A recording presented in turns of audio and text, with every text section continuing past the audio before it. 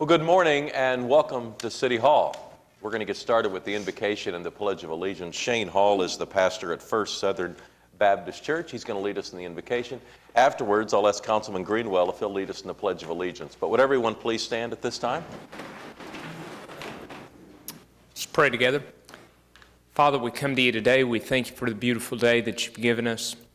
We thank you for the privilege of living in this great city, and we thank you for the men and women that are here today to, Lord, just to put their minds together and figure out ways to make this city even better today than it was yesterday. So I ask that you would provide them wisdom, give them insight and direction that comes from you, and we thank you for their service to the people here.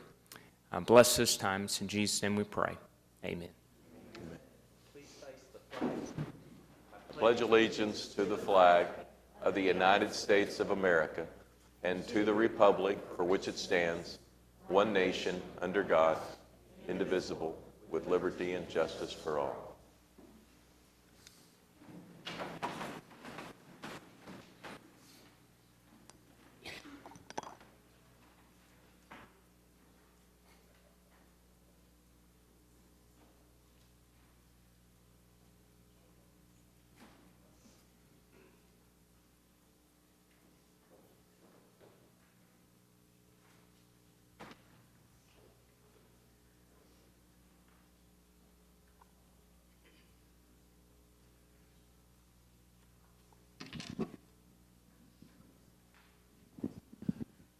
Each month, we recognize one teacher in the metro area as our Teacher of the Month, and today's teacher is Tami King. She comes to us from the Moore Public School System.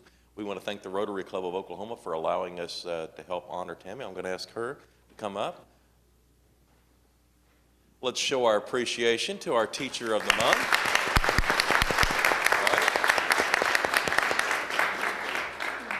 We have a resolution. I'll ask the clerk to read it. Whereas Tami Michelle King has been named Teacher of the Month for April 2016 by Moore Public Schools and Rotary Club of Oklahoma City.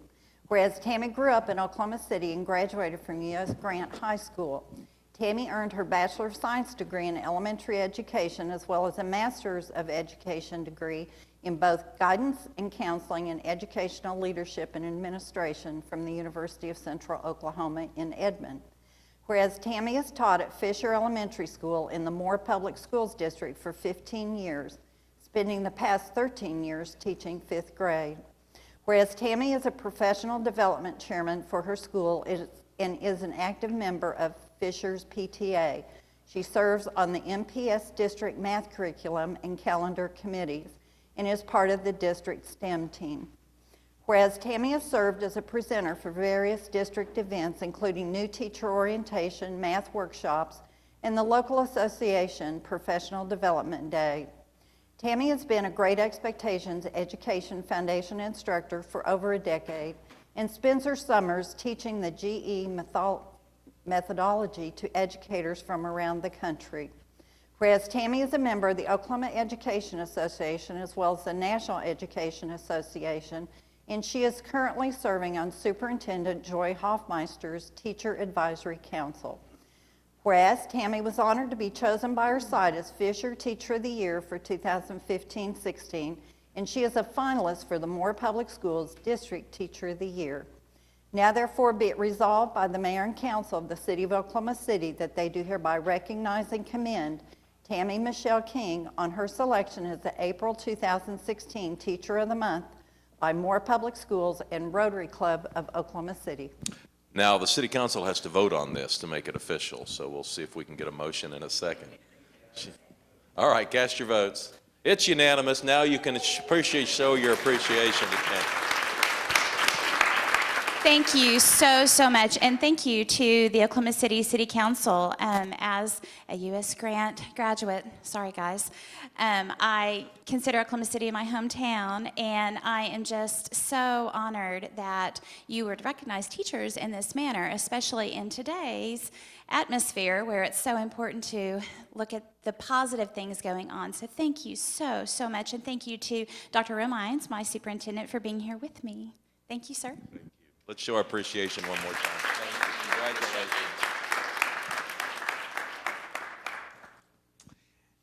And it is also Dispatcher Appreciation Week. And we have Jamie O'Leary, Heather Dornan, Chris Bevel, Brittany Speck, Josh Miller. Y'all want to come forward and stand up here? These are your people that might answer the phone when you call 911 and get help along the way. And we have an opportunity here this morning to draw attention to their fine work. We have a proclamation. I'll ask the clerk to read it. Whereas emergencies can occur at any time that require police, fire, or emergency medical services.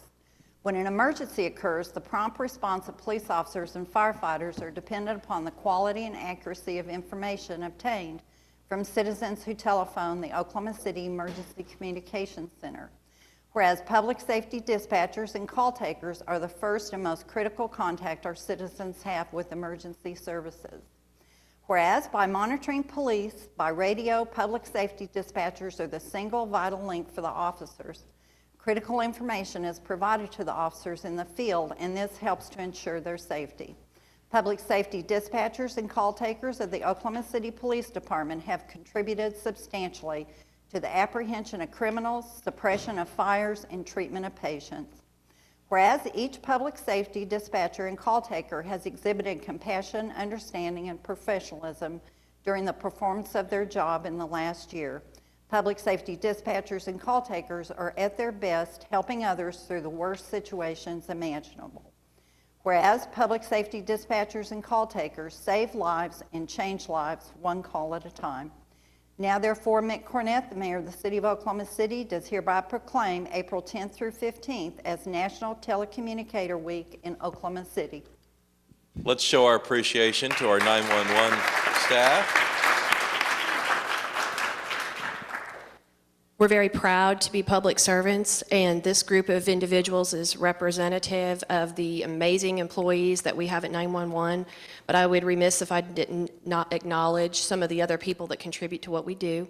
We want to thank our city leadership, our executive leadership, the men and women of the police department, as well as our city's leadership, because without you, we just couldn't do the job that we do. So thank you for allowing us to be here. Well, and it's, you know, it's something we take for granted in Oklahoma City. If you call 911, someone's going to answer the phone and get you some help. And these are kind of the faces behind that service. And can you imagine doing this on a daily basis, taking one emergency call after another, all day long, and then coming back to work the next day, and again, trying to be prepared. What type of training goes into preparing these people for this service? Okay.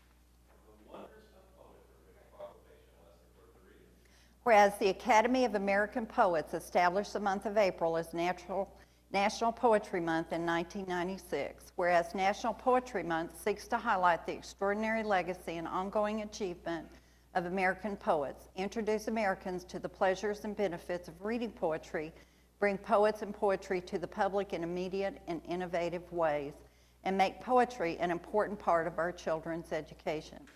Whereas National Poetry Month, under the leadership and direction of the Academy of American Poets, is now the largest literacy celebration in the world. Poetry enhances and enriches the lives of all Americans. Whereas poetry is an essential part of our arts and humanities, affects every aspect of life in America today, including education, the economy, and community pride and development. Whereas poetry has produced some of the nation's leading creative artists and has inspired other artists in fields such as music, theater, film, dance, and the visual arts. Now therefore, Mick Cornett, the mayor of the city of Oklahoma City, does hereby proclaim the month of April National Poetry Month in Oklahoma City, and he urges all citizens to recognize and celebrate the important role of poetry in creating and sustaining this great nation with appropriate ceremonies, activities, and programs. Let's show our support for National Poetry Month. I'm going to present you with that. And you know, who doesn't have a favorite poem? And I challenge everyone to expand their poetry knowledge this month. Pick out one poem and read it and memorize it if you can. And share it with others. Thank you so much for drawing their attention to poetry. Let's see if I can remember what else we've got to do this morning. The Douglas Trojan basketball team has now won the state championship 6 of the past 7 years. Let's come on up, guys. Bring your coaches with you.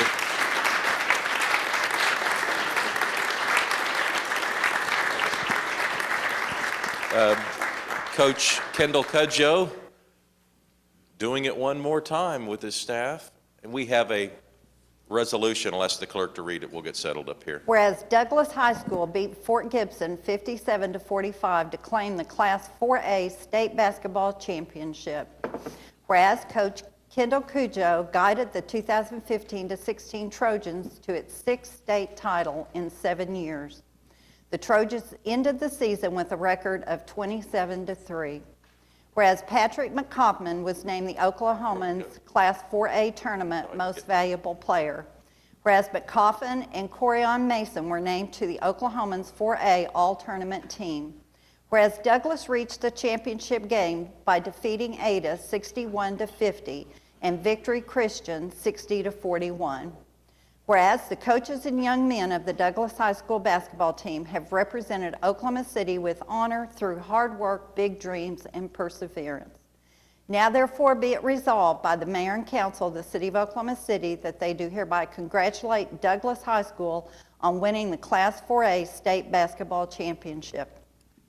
Let's show our appreciation of these young men's hard work. And I want to talk to Coach Cudjoe in a moment, but we actually need a motion and a second. We'll have to vote on this. So the guy from the Millwood graduates makes the motion on the item. That should be noted in the record. We have a motion and a second. Cast your votes. It's unanimous. Now you can show your appreciation and acknowledgement of the Douglas High School team. And Coach, congratulations. Thank you for representing Oklahoma City so well on the statewide stage. We appreciate it. I'd like to recognize my coaching staff and my managers. Where's my man? There they are, my 2 young ladies there. And just a great group of kids that put in a lot of time and hard work in the off season to get to this point. Give us an example of what's going on off season. What type of work do you expect these young men to perform? Well, you probably need to ask my strength and conditioning coach here, but just a lot of strength training, a lot of running, conditioning, because that's what we did once we got to the regular season. We used our defense and conditioning to wear our opponents down, and it made our offense come easy. Well, you also schedule a tough list of teams. You don't try to run away from tough competition. I think that probably helped you in the tournament.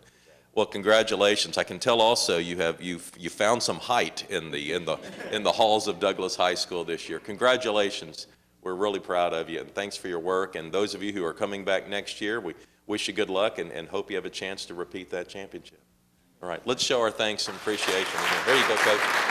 There you go.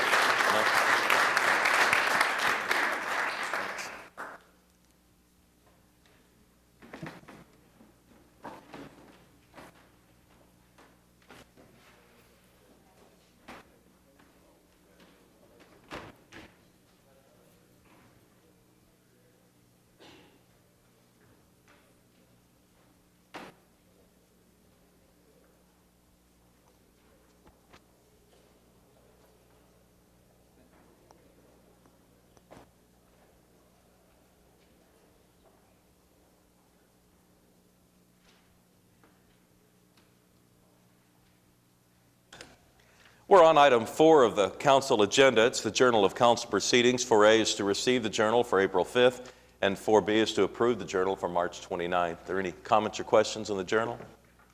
All right, how about a motion? Cast your votes. It passes unanimously. And item 5 is request for uncontested continuances. None this morning. All right, anyone from council want to make a request on an uncontested continuance? Then we'll move on to item 6. It's a list of revocable permits. The first is a request from the historic Film Row Film Exchange District to hold an event called The Exchange. And looks like Julie and Douglas are here. Come on forward. Okay. Julie's all alone. Julie will need your name and address for the record. Julie Oslin, 609 West Sheridan, Oklahoma City, Oklahoma.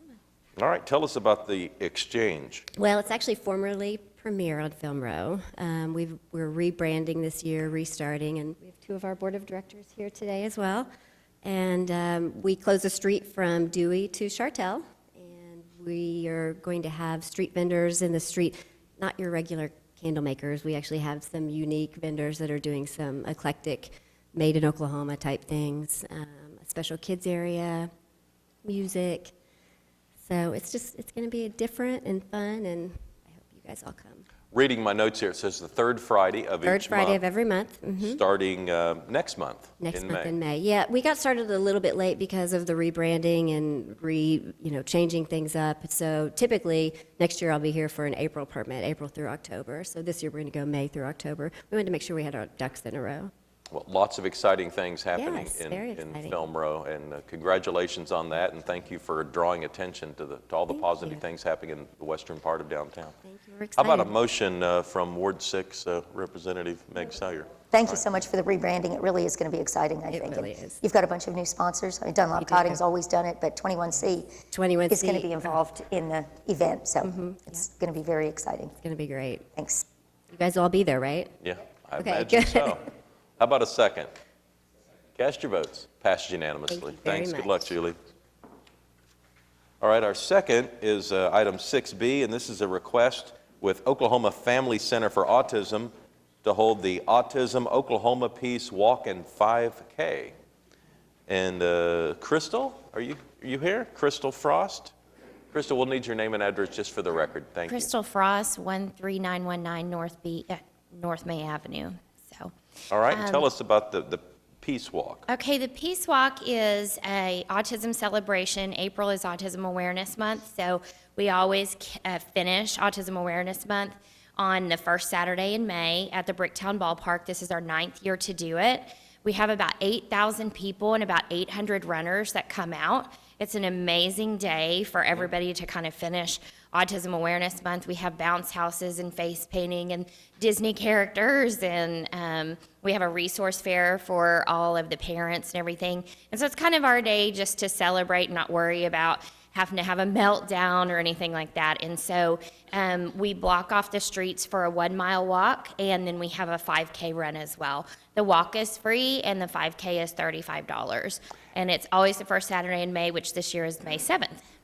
You're spelling Peace Walk, P-I-E-C-E. Does that symbolize something? Yes, the puzzle piece, like this little guy on my shirt, Dash, is a puzzle piece. You know, autism is, they don't know what causes autism, so it's a puzzle piece for the national thing. And then we just take it a little bit further. Dash is actually in motion, and he's a character that you can actually tweet with and, you know, Facebook with, and he's just very safe for a lot of our kids with autism. So. All right, well, this event will be May 7th in Ward 7.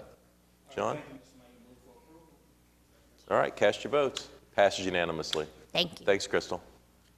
All right, and item 6C is a request with the Oklahoma Mustang Club to hold National Mustang Day, April 17th. This would be in Automobile Alley, and Alan King and Bill James are both here. You guys can come forward and tell us about this event. Good morning, Mr. Mayor. It's Bill James, 9209 Forest Cove, Midwest City, Oklahoma. Hey, you're forgiven. Thank you. This very time. Well, the National Mustang Day is a day that is celebrated worldwide because that's the day that the Ford Mustang rode off the assembly line. And so our club, the Oklahoma Mustang Club, decided that it would be a great idea to hold a special event in Automobile Alley. So we have asked the city to allow us to block off the area from 9th to 6th, and we hope to have at least 300 plus Mustangs. We'll have a couple vendors there. We're going to sell some T-shirts, and it's just going to be a really festive event, just celebrating the Mustang car. It'll be a destination point for those people in the city that have cars. It's just not for our club. We've invited anyone that owns a Mustang to come to Automobile Alley. And this is Saturday? This is Sunday. Sunday, this Sunday. Hopefully the weather holds out. All right. Sure it will. Meg, you want to make a motion here? Absolutely. This is exactly what Automobile Alley's for, so we're really excited to host you. Thanks for coming down. I'd make a motion to approve.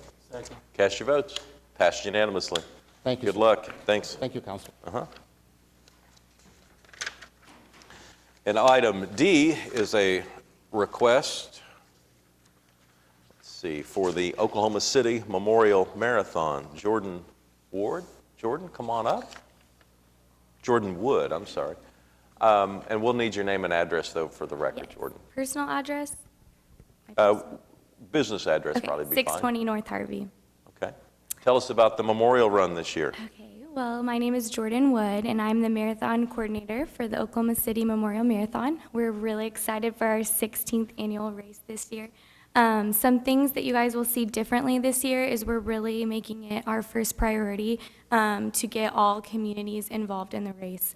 We've launched a neighborhood campaign this year featuring neighborhoods along the course that are wearing our mission statement on shirts that people can purchase that go back to the memorial, and we're hoping to paint our course with different historic districts just to show out-of-state people who are about. We also have had a neighborhood luncheon featuring all the neighborhoods along the course.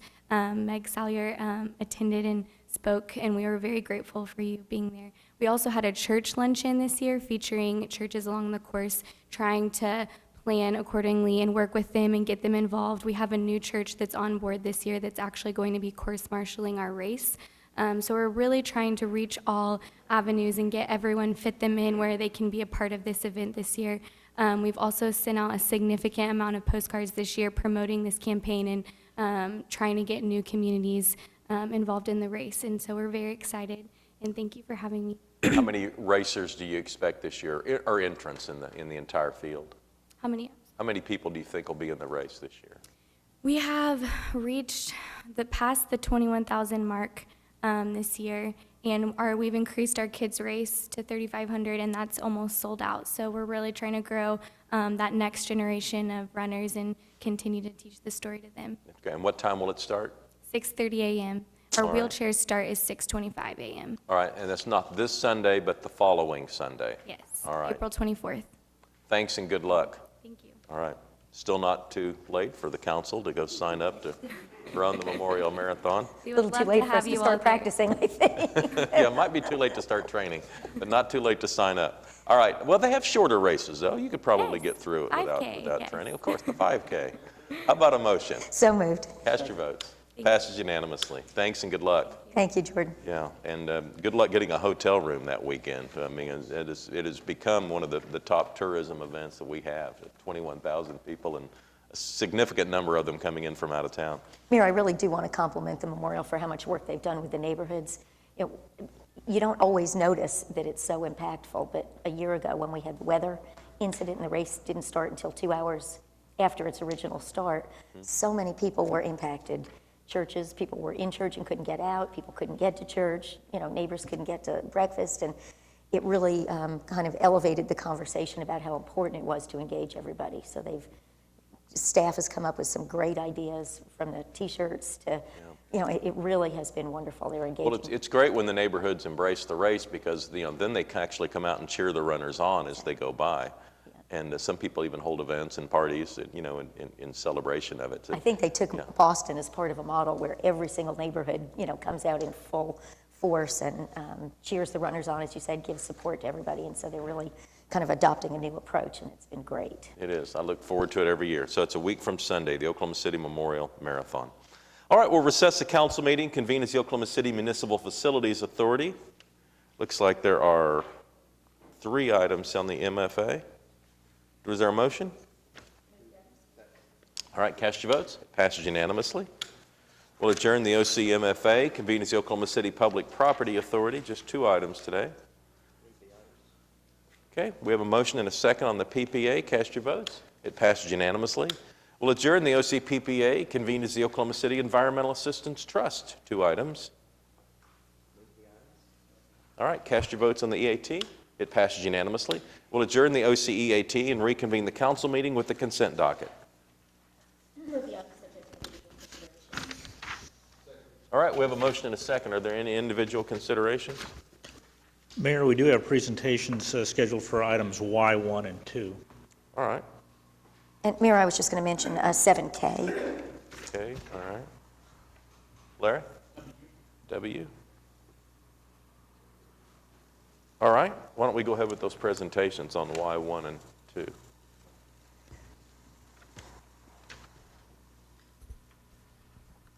Good morning, everyone. David Wanzer, 718 West Sheridan, Oklahoma City. I am here to talk about 2 projects that we have requested TIF funding for in the downtown area. First is Sunshine Cleaners, located at 1001 Northwest 1st Street. So that's the intersection of Northwest 1st and Classen. So most people have driven by this building for decades, and it's been most notable for 2 things. An incredible old neon sign and a building that doesn't have a roof on it with trees growing inside. So it's sat empty and desolate for about 2 or 3 decades. It has literally had homeless encampments in the building. I do believe the city at one time actually went and had to put the metal panels up on the windows to secure the building. So it's been a strain on city services. It's been a strain on the neighborhood for several decades. And you can see some photos there of the inside before we purchased it. So, to our knowledge, this is the first development that has jumped west of Classen Boulevard that's in the TIF district. The TIF district does go over to Western, but this is the first one that's jumped Classen. So we're excited to continue the ongoing renaissance that's happening in the west side of downtown. So, as you can see, full-size trees growing inside of this building. But the building itself is just incredible details. We do have some unusual challenges with this building because of the trees. It's caused the slab to heave quite a bit, so we're having to take out an entire slab and put in a new slab. The building lacks ADA access, as you can see in that picture on the left, so we are having to do some new work there that will force us to move that fire hydrant and some water mains and some inlets that adds to some of this expense on this building. And then almost every single lintel above the window has buckled, again, just due to the neglect. I mean, this building is just sat with neglected. It could very easily have been torn down at some point if someone wanted to do that. But we want to save this building. We did list it on the National Register of Historic Places, so it will be a tax credit project. And it will be a full gut rehab of this building. Well, not much to gut, actually. We have 4 walls and barely a foundation, but we don't have to demo the roof. It was already demoed for us. So, but it is all new windows, new storefront, new entry canopy, restoring that beautiful sign, resurfacing a parking lot. It'll be basically a brand new building with those 4 historic walls. And it'll be a mixed-use building, so there'll be manufacturing in it to the tune of a new craft brewery. There'll be office space and then a restaurant in this building. It's 17,000 square feet. So it'll be a nice mixed-use building that was directly catty-corner to the 21C Hotel. So our total cost for this project is right at just under $3.7 million. We have asked for $550,000 in TIF, and this also is a historic tax credit project that we are using some tax credits on. Core and shell work is scheduled to be finished 4th quarter of this year. And last rendering is a rendering of what the building will look like, hopefully come this September. So Lingo Construction is our general contractor, and Gardner Architects are our architects. So we've got a great team in place that is well versed in these type of projects. When was this building constructed? It was in the 30s, yeah, in the 1930s, and it was as far as we can tell, it was a citywide distribution for a laundry facility that did laundry and dry cleaning. It had a drive-through window, and they serviced other other facilities around the city. So. And tell us about the sign. So, you know, the sign is kind of, I know I've driven past it for decades, right? Everybody, that's what most people know about this building is they recognize that Sunshine Cleaner sign.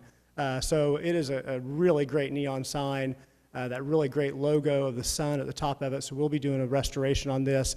It'll be new neon on both sides, so it's a double-faced sign. So it's a pretty significant neon sign that'll really add to some of these other neon signs that we have in Automobile Valley, our Tower Theater, and some of these great neon signs around town. Yeah, it's a great project, David. Thank you. For taking this on. Appreciate it. Comments or questions from council? All right, appreciate the update. Thank you. Appreciate that. Thank you so much. Second project that I'm here to talk about is the townhouse, formerly known as the Townhouse Hotel. This is a property that is located at 5th and Lee, just on the southern boundary of Midtown. So it has, it's one of a handful of these 1930s apartment buildings that were built and very common throughout the city. There's a handful of them left in the downtown core. It's a 4-story building that was set up as 44 single rooms with bathrooms. And for the last few decades, it's been, frankly, a flop house. And it has definitely been a strain on city services and a strain on this neighborhood.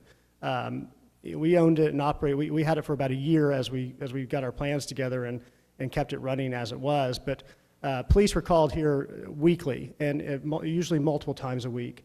There's been drug overdoses. There's even been deaths in the townhouse. It did house some people that were trying to get up and back on their feet as well. But it had been a challenge to this neighborhood for quite a while. We had to clear it, actually, of some people who had broken in a few months ago, and I met a police officer over there, and he thanked us. He's like, thank you for closing this. He's like, I had to come over and see so many bad things over here and come over here on a weekly basis. So we are turning this into 17 apartments. So it's got this great historic shell. Again, it was built in the 1930s, so it'll be 17 apartments, mostly 1-bedroom, a couple of 2-bedroom apartments. It's a full gut rehab again, so it's also on the national, we listed on the National Register of Historic Places, so it's also a tax credit project. So new windows, full gut rehab inside. It's the same team, Gardner Architects and Lingo Construction. So it's interesting. We've had a couple of unforeseen challenges on this building. You would think that the structure in this building would have been running the short distance between east-west. It's actually every wall in there is essentially load bearing. There's a short run in between the rooms. Totally unexpected. None of us can figure out why they framed it this way when they built it, but it's caused us some unnecessary or unforeseen expense challenges. We are asking for $350,000 in TIF for this project.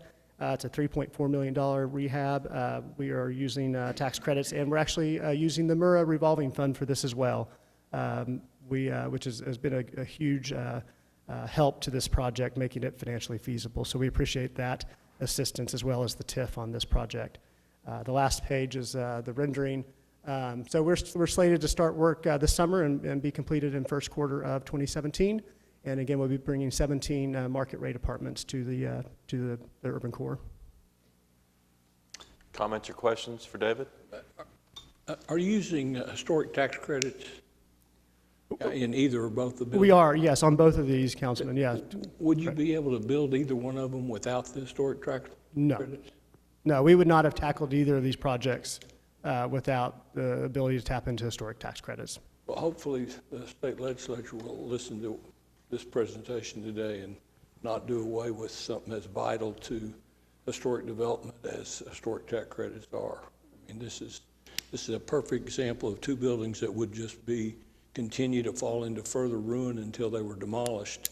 That are going to be saved. They're going to be really important to the development of that part of downtown that historic tax credits make possible. That's absolutely correct. These projects don't happen without historic tax credits. And so they add money back into the state coffers, so without a doubt. Thank you. I'd like to add my voice to Pete's in this regard. It's incredibly important for these projects, and these and a couple of others that are on the drawing board or have been announced that just can't happen without the ability to use that. So thank you for taking these on. Main Street Arcade, if anybody hasn't seen it, is looking you. so fabulous, David. Thank you. Appreciate that. West Downtown is just booming. Yes, Thank you absolutely. for your attention. Just to comment on that too, I had somebody reviewing our pro forma, and he's like, well, you're spending more money than the building appraises for. I was like, yes, we are. And the gap comes from the historic tax credits and TIF too. It helps make that possible. And a light bulb went off over his head. He's like, oh, I get it now. Okay. That money's not just going into your pocket. It's actually bridging the gap to make these projects feasible. Ed? Can you walk through the process? Say somebody else is interested in trying to do one of these projects. How do you apply for TIF? How do you negotiate the amount of TIF? Who do you reach out to? So my first call is to Brent Bryant to discuss the project with them and sit down and talk about our pro forma, explain what we're trying to accomplish with the building, and sit down and try to show the need for our gap and what it's going to cost us to rehab this building and what money we have available through traditional financing, just due to the pro forma. So that's my first step is sitting down with Brent and understanding, coming to an agreement of what seems appropriate for that building, and then moving forward through the TIF committee process, and then up to city council process. So you negotiate the amount with Brent, and then once you come to an agreement, then it goes to the TIF committee. Where does the TIF committee meet? So I just went to the meeting at the new parking garage. So prior to that, I believe they met in this building. Historically, they've met in the state clerk's office. They met in the parking garage. In the new first time, Arts District parking garage. The last TIF review committee meeting. Is it recorded? Are there minutes of the meeting? There are minutes of the meeting. We don't tape record the proceedings of the meeting, but it is a public meeting. It's posted, there's an agenda, we take minutes. Almost always press. Always press, yeah, some press are there. The other steps in the process is that there is an internal staff committee that also meets and reviews the project. Brent and I will talk to a developer initially, and then it will go to this internal, what's called the TIF advisory panel. It was established as a part of a policy that the city council adopted related to TIF 2. Then they sell it to me at some point. And then we go to the city manager and we say, here's our recommendation. Do you agree or not agree? And sometimes he'll not agree. Then we inform the developer of what our recommendation is. It then goes to the TIF review committee, who makes a recommendation to the city council. And the key word there is recommendation. So that's the process. If you agree, if you come to an agreement, what happens if you say no to David? First he meets with Brent and they come to an agreement, then all these other things start taking place. What if Brent says no, or they can't, or they don't, doesn't match up? And I will say, I don't think it's ever just Brent that says no. It goes through the TIF advisory panel, it goes to the city manager, and then we say no. Some people do bring us some pretty crazy ideas, and we say no pretty early on because they just don't make any sense. It's just the reality of this business. It's not a commentary on anybody or anything. It's just the realities of doing development work. But no's been said several times. Two that jump out at me are the Metropolitan and the Frank. We both say no to because. So are those recorded when you say no, when we think that it's outlandish and we don't want to do it? Is there a recording of that? Not if we go through the first phase. If we come in and point out some issues early on why we don't think it's going to work, we go through the performance and we say this because of this and this. Generally, there isn't any. No, I'm saying if somebody comes to Brent or Kathy initially and you think that it's outlandish and it's not realistic, and you say no, is there a recording of that? Could somebody see? No, there's not.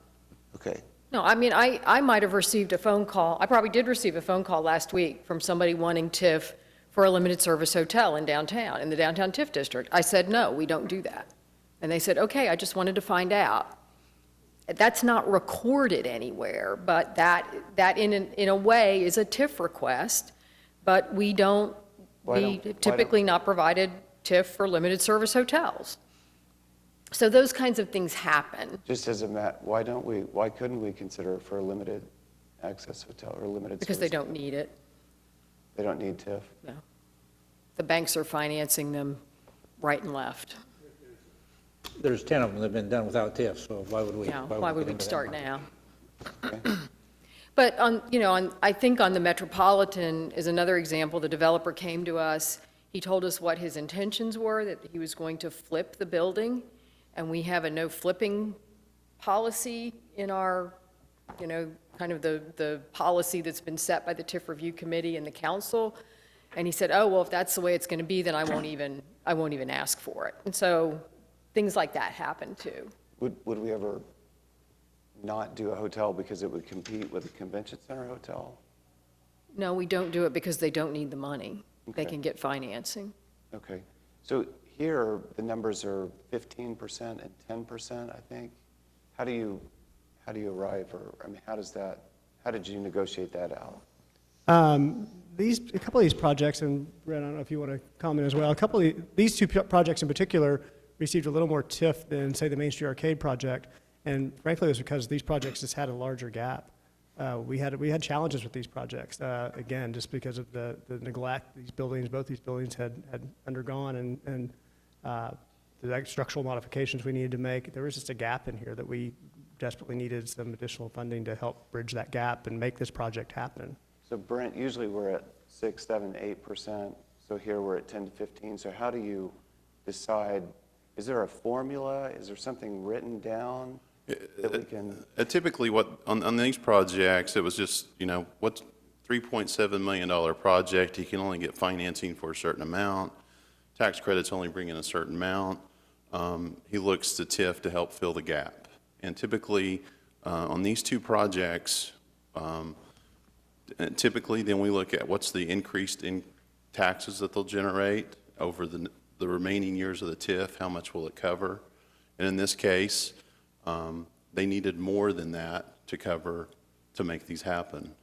If we provided only the amount of increment that they would provide as a result of the investment, they would have gotten less. But if they would have gotten less, they wouldn't have enough money to do the project. I mean, the returns are not that great for them on these projects, even with these the higher TIF amount percentages that we're used to. But the committee, the review committee, felt like it was the thing to do to help make these projects work. When you combine the historic tax credits and the TIF, what kind of return are we shooting for here? I don't have it right here in front of me, but they're 6, 7, 8% returns on their cash. Single digits. They're single digits. I mean, we try to, when we look at projects, we don't like bringing projects to you where people are making 10, 15, 20%. People do ask for TIF sometimes, and when we look at it and then we say, you're making 15% return if we give you this TIF request, it's like, there's no way we're going to recommend that. So we come back and lower the TIF amount and say, can you do the project at an 8% return? And you got to remember, and then we try to do everything we can to true up the assumptions. That's why we like to talk to their bankers. We like to talk, the best data that we can get to evaluate it at the time. And we know that it's going to, it's not perfect, but it's subject to change, as the market conditions change. But we believe when we bring stuff to you that we've done our due diligence and the best data that we have at the time, we use that for recommendation. But who's we? Who's going through the assumptions? Who's talking to the bank? Who's myself? The TIF advisory committee is made up of myself, Kathy, representatives from the Public Works Department, representatives from the Planning Department, additional staff that Kathy's CFO is involved. There's a group of us that evaluate these projects, looking at the planners look at it from a planning perspective. My background being in finance, I look at it from the financing perspective. And myself, along with Jerry and Kathy's shop, drill down on all of that and try to validate all their assumptions. And so that's how that works. And I do want to make one thing clear. He doesn't necessarily negotiate with me. initially. We just try to look, is the project a viable project that is one that we believe that you as a council would want to help and participate in. So who does he negotiate with? At the end of the day, he makes his pitch to the TIF advisory panel, and then from there, he makes the ask, and then the panel makes the recommendation to the city manager, and he either says yes, no, or we modify it. Do we record the MAPS committee? I mean, like the advisory committee meeting? I mean, all the meetings that are here in the Horseshoe are recorded? Here, the MAPS advisory committee, the subcommittee meetings are not. I don't know, they may be audio recorded, I'm not sure. Would there be a downside to recording it, since we're talking about hundreds of millions of dollars that are being negotiated at this TIF committee? Yep. Okay, thanks. All right, David, thanks. Thank you. Can I make one comment? David Wanzer is really filled a niche that's really important to downtown Oklahoma City. For him to come in and take the type of projects that he has that have been vacant for decades and come in and have an area that's really a drain on downtown, and it's just not that building, it's the area around it that does the development. And he takes a negative area and makes it into a reinvestment positive area.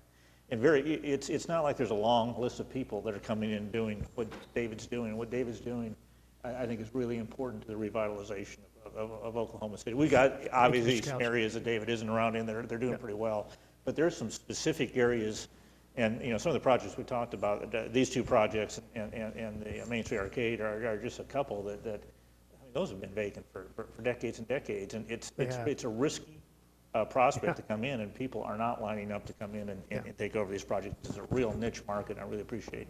Yeah, thank you so much. We enjoy putting these buildings back into use, and it is risky, and it is, I lose sleep at night sometimes. So were you going to share the Ron Nordic story? I'm sorry? Were you going to share the Ron Nordic story? I wasn't, but I will. Mr. Norick, Mayor Norick, shed a little bit of colorful story to the townhouse at the TIF review committee. Thank you. And he said, as a young man, the building Caddy Corner, which is now the Bob Moore Collision Center, was a Norick printing facility. And he worked there as a child, and they would sit outside on their lunch, and there would be some ladies that would wave to them from the other side, from the townhouse. So he could indeed say that there were some interesting people who lived over there over the course of time. So. All right, David, thank you. Thank you. All right, Meg, you wanted to talk about item K? I did very briefly. This is a contract to repair a lot of the fences and replace some fencing that was damaged in the May 15 storms. And this is Ward 4, 6, and 7. And I know that citizens are going to be so pleased, particularly on South Young Speed and South Broadway, to get those fences repaired all around the creeks. Mm-hmm. And Larry, you wanted to speak about item W? Yeah, I just want to ask you a question, Mayor, from either you or Jim. Several years ago, we went through a study of sorts dealing with motorsports. We also had motorsports going on at the fairgrounds and had a very passionate crowd there. And so just to kind of clear the air on what are the expectations, what can the public expect? I think the expectations should be low. They have come to us. This is a promoter who has done Grand Prix races in other parts of the country, looks at Oklahoma City from the outside, thinks it might be a good market. So they've come to us and asked for an opportunity to kind of look at the city and see if they can find a course and a business model that works for them. In the meantime, they just want some assurance that they don't go through all this work and then we sign a deal with somebody else. And since we weren't negotiating with anybody else or having conversations with anybody else, it's pretty simple to welcome into our city and have them look around. So I don't know what the level of expectation should be, but this is completely different than the one we did, was it 5 or 6 years ago, when we were actually, or I was actually trying to put that deal together, and it failed. And so this is an opportunity that's come to us from the outside from an experienced promoter. Thank you, sir. The one thing I'd add to that, if you Google the promoter and add the word Boston, you can look at the event that's promoting in Boston, similar to this proposal. I have a question about M. It has to do with how far north that project will go on item M on Anderson Road. You don't have to do it, but we don't have to have somebody come talk to me now, but if you'll just get back to me. I've had some questions for people who live north of 44th Street wanting to know whether it's coming there or not, and I flat can't remember, so. We will get with you, sir. Okay. All right, ready to vote the consent docket? We have a motion and a second. Cast your votes. It passes unanimously.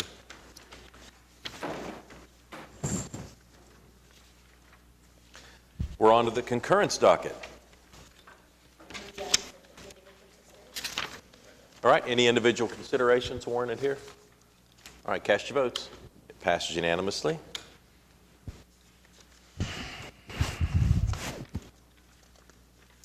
We're on to item 9. These are items that require a separate vote. The first comes to us from the Traffic Commission. It would reserve a parking zone in Ward 2 near Northwest 25th Street. Ed, you okay with this? Yes, move approval. All right, we're voting on item 9A1. Cast your votes. Passed unanimously. Item 9A2 is another parking zone issue, and this one's in Ward 4 on Southwest 25th Street. Pete? I don't have a problem with it. I move approval. Okay, cast your votes. It passes unanimously. Item 9A3 would establish a new parking space for the physically disabled on Northeast 4th Street in Ward 7. John? All right, cast your votes. It passes unanimously. Item 9B has to do with, I guess, maps for kids. And David Todd's going to make a presentation for us. I think so. Okay. I hope so.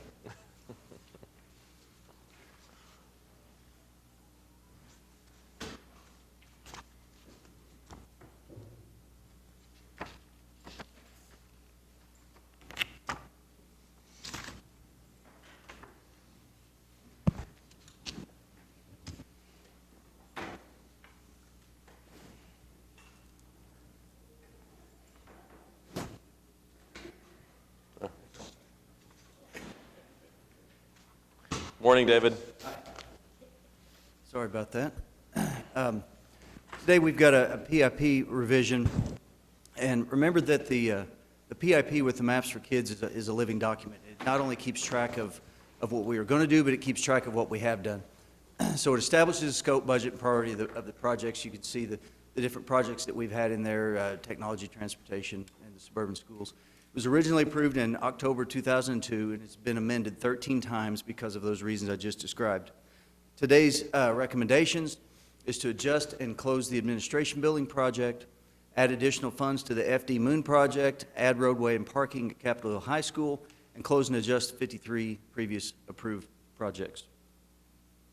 So the new additions and deletions, we have the close out and adjust the administration building project actual spent. If you remember, we spent about $2.3 million purchasing the building that the administration will use for the new administration building.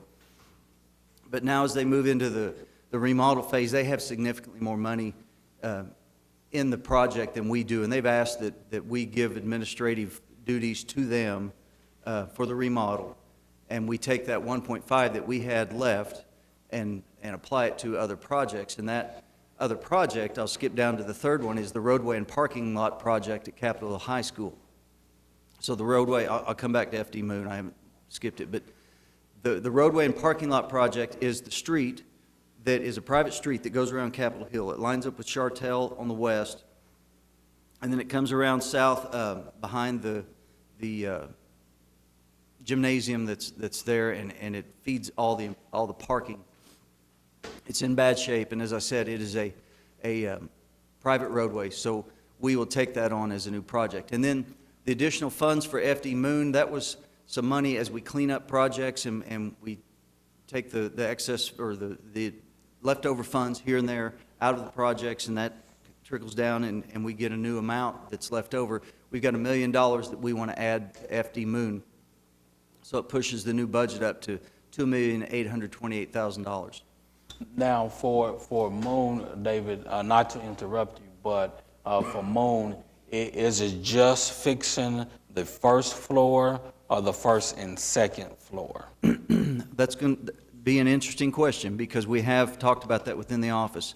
whenever we go into design, the fire marshal will look at the entire building and make sure that we have life safety issues, and then there'll be ADA access issues. So as far as those two items, it will be the entire building. The purpose of the project originally was to do the FD Moon lower level stuff, and the front entry is an item that we've looked at, the door and the way that works, the office versus where the nurse station is, flipping that and redoing the office. Then we've looked at the cafeteria and some of those things. And the district has done some work out there. They've done some work in the hallways and done some paint and done some bathrooms. But what we have now is an architect on board that will start developing that scope so that we can see what we can do out there. And he'll be in touch with the fire marshal and see what issues have to be dealt with. Okay, thank you. David, I have a question. Has the Board of Education agreed to all the changes at Capitol Hill and at Moon and all the other things we're talking about? Yes. Thank you. And then you can see the other things that have been previously done on closeouts and adjustments.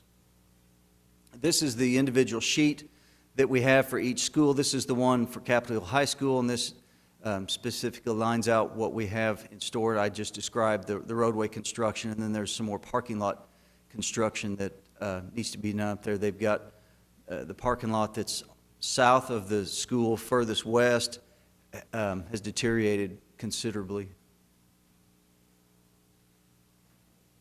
So that's all I have. I can answer any other questions. Yeah, I have a question. Excuse me. David, historically, do we, and this kind of goes back to the question, I'm not quite sure what is being done with respect to the funds going to the administration building. In the past, do we just reimburse as expenditures are made, or how is that accomplished? No, actually, the contracts, there's two different programs, quite frankly. It's the bond program and the sales tax program.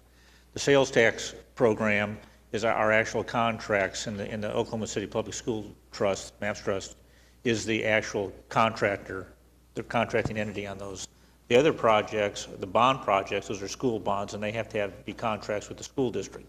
So we administer those, and the school trust sees them first and then makes recommendations to the school district onto those projects. Oh, so the funds that we're talking about for the administration building is coming from the bond fund? No, actually, they were sales tax dollars, but what we're doing is we're going to, they're putting a bunch of their own money into it, and so they've asked that we take that money and use it for other projects, so they're going to complete the administration building.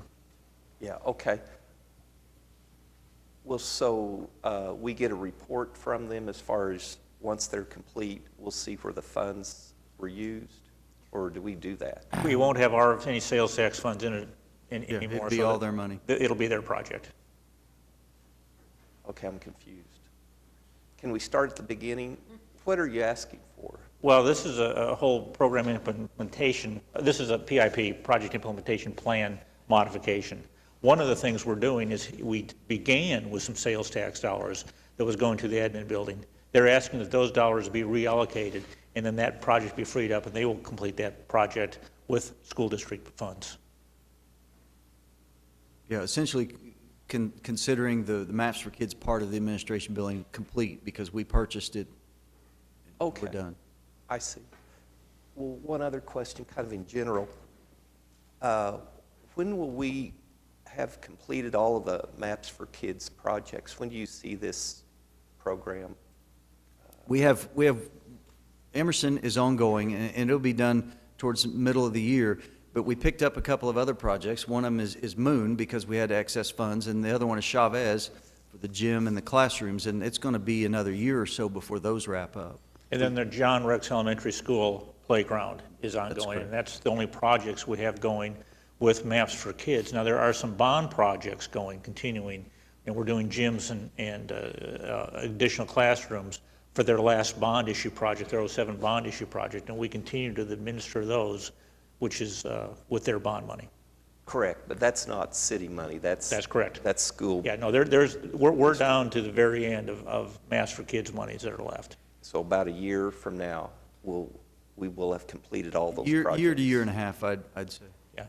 by the time we get these new projects out. But it's just a couple of small projects at this point. Yeah, it extends on, but it's good news because we had more money. That money just keeps rolling in, it sounds like. Yeah, and it's finite, trust me. Okay, thank you. Mayor, I just have one comment. Looking at the project at Capitol Hill, I grew up out there. I fortunately didn't have to go to school there, but I've always, we played football there, and it was just a big part of South Oklahoma. So we all thought we lived in Capitol Hill, whether we went to Capitol Hill High School or not.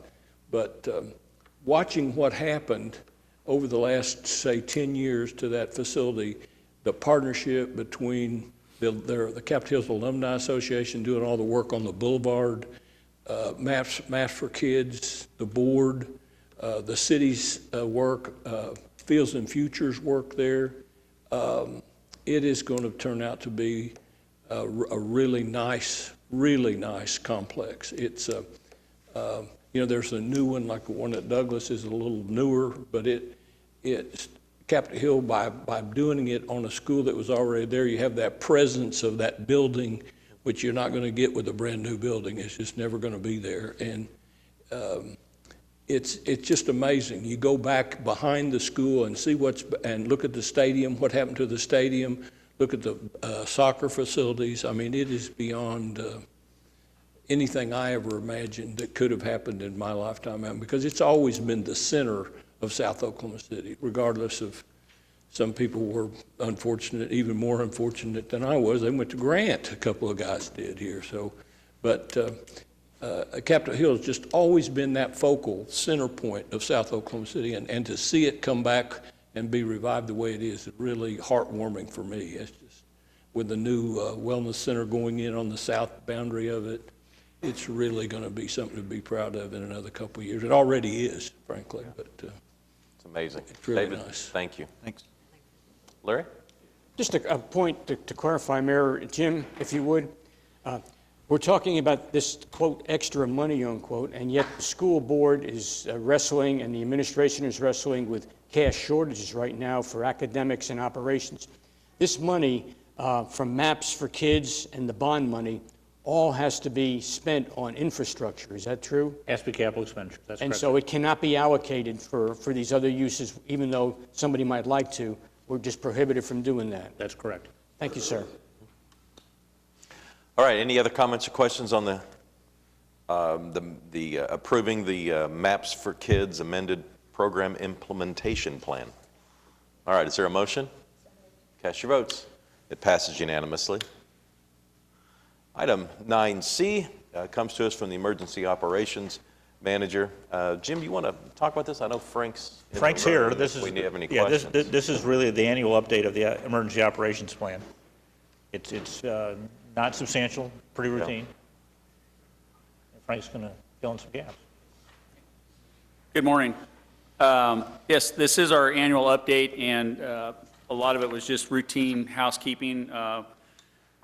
One of the things we did was we updated the hazard analysis summary to match that of the national summary that's used, so that we had our hazards in the correct category. We moved the human pandemic influenza over to natural hazards. Previously had been under man-made, and we changed West Nile virus up to mosquito-borne diseases to cover the whole range of potential mosquito-borne diseases that we might have to deal with.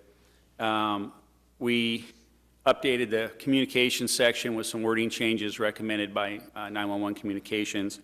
The Appendix A, which is the city at a glance, provides an overview of the city, was updated by the Planning Department to match the Chamber of Commerce's document, which is what we've always used. And then we moved the Emergency Support Function 14, which is long-term recovery and reconstruction.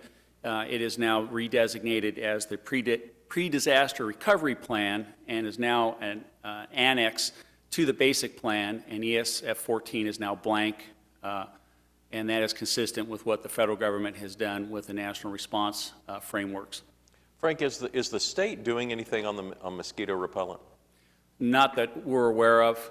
We're working with Oklahoma City County Health Department on our mosquito mitigation measures, which includes identifying areas in the community that have standing water and trying to remediate those, using larvicide to kill the larvae before the mosquitoes are hatched, public education and information, and as far as, but there's no plans to do any area-wide spraying, and of course citizens are encouraged to use mosquito and insect repellent when they're outdoors. Right.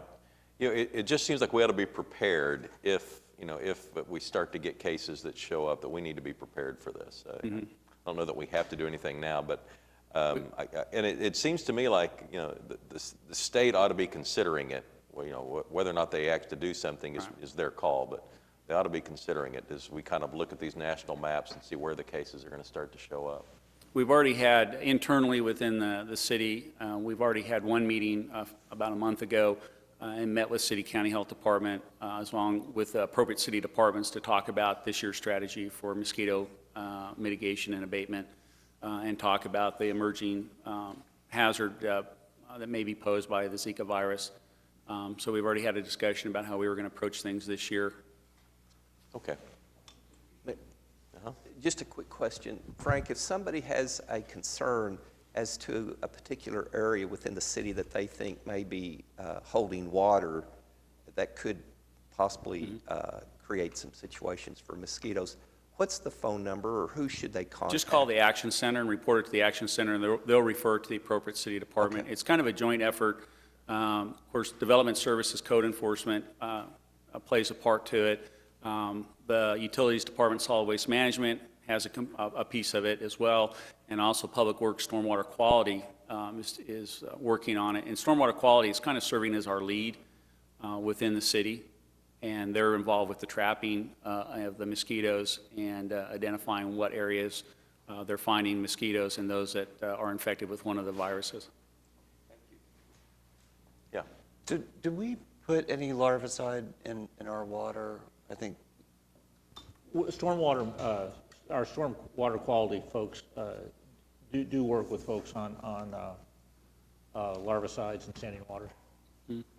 Yeah, the tablets, the larvicide tablets are available, and we have city staff as well as Oklahoma City County Health Department staff that will place larvicide in any standing water. Okay, is that similar to like the city of Edmond, what they do? Do you know? Or? I don't know if they're using a larvicide. It's pretty much all the same. It's basically looks like a tablet. The best way it's described is it kind of looks like a urinal cake, and that's put in the stagnant or standing water to kill off any larvae. So it's not harmful to any other animals. So is there a plan? Are there I saw a report yesterday ranking us in the top 25 cities at risk for a Zika virus outbreak. I don't know how they come up with those factors or variables, but is there a plan being developed with City County Health Department, or? Well, City County Health Department, and we partner with them, and they take the lead overall with regards to the mosquito-borne diseases. And I would have to defer to them, or if you have a specific question, I would have to go ask them and get back to you with it. But they do take the lead on coordinating and providing a comprehensive strategy. And the city works with them, and we support what they do, and then we have leveraging the city departments and the various programs we have. We leverage those to enhance what they're doing, as well as to move in unison with them with trying to mitigate the potential mosquito habitats that are out there. So one specific question I would have that's being debated in cities in Florida that are even higher risk than us is whether the citizens of those cities would be okay with releasing genetically modified mosquitoes that then mate with other mosquitoes and they die before it wipes out, since it's one species that carries this virus, it wipes out the population of that specific mosquito in high-risk areas. Is that on the radar, or those discussions? We haven't had any in-depth discussions about that yet. And the one thing about the Zika virus is that the information is evolving almost weekly. I would compare it similar to what we experienced with the Ebola virus, where 1 week we were told one thing about what we should do. We would put out a memo telling, for example, police officers what the protocol would be. The next week it changed. We'd have to revise that memo, push it out, a revision, and we did that 3 times because the information was changing weekly. And we're seeing the same thing with the Zika virus, where new information is coming out almost weekly, and it keeps, it changes the strategies and the approaches. Would it be But possible, I'm sorry. I can ask City County Health Department if that is one of the things they're thinking about or they're exploring. Yeah, would it be possible for you to come back next week after you ask those questions and give us a presentation? I can do that. I would like to bring City County Health Department with me as well. I would like it to be a joint presentation because they do take the lead on all diseases and specifically mosquito-borne. I'd appreciate that as well. We can do that. Next week may be a little quick, but we'll bring it back in the next couple of weeks. Thank you. Okay. Thanks, Frank. Yeah. All right, we need a motion on item 9C, and this is adopting the changes to the emergency operation plan. Cast your votes. Passed unanimously. Thank you. Item 9D, understand we do not need executive session on this item. It meets the policies in place. Is there a motion? That's correct. Cast your votes. 9D passes unanimously. Item 9E, understand we do not need executive session. That's correct. Okay. Is there a motion on 9E? Cast your votes. It passes unanimously. Item 10 is items from council. And we have Councilman White's introduction, I guess, a week or 2 ago. Is there anyone here hoping to speak on this item today? It is a public hearing on item 10A. All right. How about a motion then just to move this forward? Okay. Cast your votes. It passes unanimously. Continuing items from council. Mark, you have anything for us? Yeah, just briefly, next Tuesday night, I will be at the Greens Homeowners Association to talk about resurfacing some of their streets. The bid has gone out, and we're awaiting the contract award, and we're all very excited about that, and I look forward to seeing the members of the Homeowners Association. Okay. John? David? All right, I saw you on the cover of the Contractors magazine this month. Congratulations. Meant to bring my copy to get it autographed. I don't know if I have. Yeah, I read the interview inside. Also, I wanted to bring attention to Al Snipes. His 95th birthday was yesterday. And those of you who don't know Al, he's kind of been a leading civic activist in the community for, gosh, 70 years or so by now. But an amazing life, and he's still active. He's still out there and going. So happy birthday to Al Snipes. Pete? All right, Larry? I'd just like to make note of a couple of things that are happening in Ward 3. This being April, Oklahoma City Beautiful, of course, has the citywide litter blitz going on. And this past Saturday, the folks from Musgrave Pennington under Ryan Lurch's leadership had some folks from a high school and also from OU come in and work on cleaning up one of the entryways to Musgrave Pennington. Really appreciate that. And then this Saturday, the West 10 group is sponsoring a litter blitz on Northwest 10th Street, also a public event to bring the neighbors out to the Lions Club for some fun between 10 and 12. There'll be free hot dogs and other activities for them.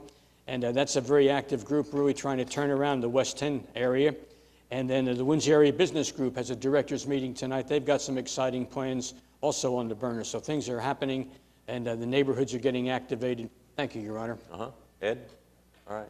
James? All right. City manager reports? Nothing today, sir. All right. Citizens to be heard. Joe Sarge Nelson.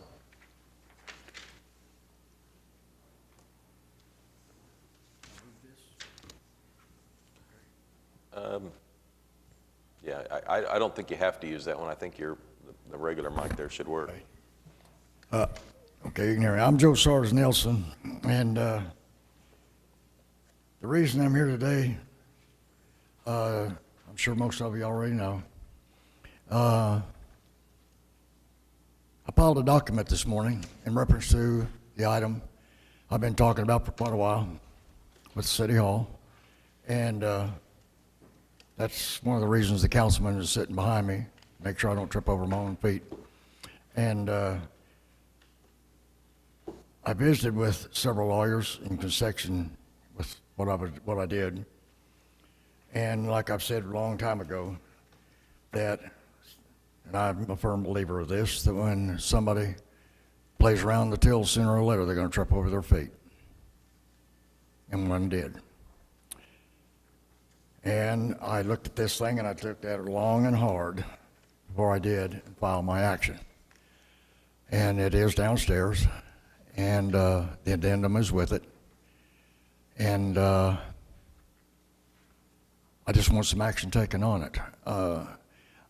A lot of things that goes on with this council is y'all work hard, you do things, and I don't mind complimenting you when you do the right thing, but when you're wrong, I've told you before, I'm going to be right there with my foot across your neck. It's just the bottom line. But I'm going to do it this way, strictly in paper, nothing physical. No threats, just handle it accordingly. I tried this to Mr. McAtee, my councilman, and I went through the city attorney's office, visited with them. I went through the timeline report, and I met with 5 different lawyers. And I'm based on what I had, the evidence that I had, which is 33 pieces, was pretty solid. I don't, and I've told you all this before, I never make statements or accuse or anything that I cannot enforce or back up. I don't just throw words out in the air that I can't support. And I have got it supported. So I'm going to follow the rule like I promised. I'll go through you all first, see how it turns out. I'm prepared to go the other way. It's already documented, typed up, ready to go. A 35-page brief with all my exhibits and all the evidence that goes with it. And to set the record straight for everybody's benefit so it doesn't make any difference one way or the other.